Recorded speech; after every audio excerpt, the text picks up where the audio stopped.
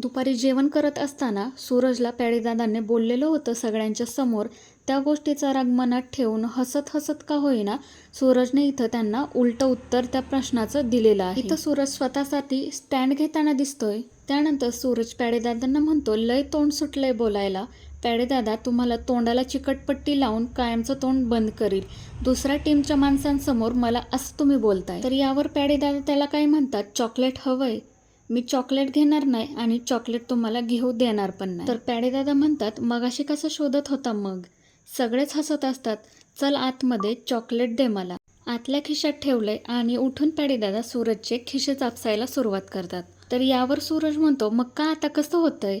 तर असं फास्ट म्हटल्यावरती प्याडेदादा असं ऐकू येतं, मुका. तर ते म्हणतात, मुका? तर हा, मला मुका घ्यायचा आहे तुमचा. तर साईडला बसलेला अभिजित या दोघांची गंमत बघून पडून पडून हसत असतो. तर त्यावर सूरज म्हणतो, चॉकलेट तिकडं ठेवलंय, मला मुका घेऊ द्या ना. या गोड भांडावरती तुमचं काय मत आहे मला कमेंट बॉक्समध्ये कळवा आणि बिग बॉसच्या नवीन अपडेटसाठी चॅनलला सबस्क्राईब करा.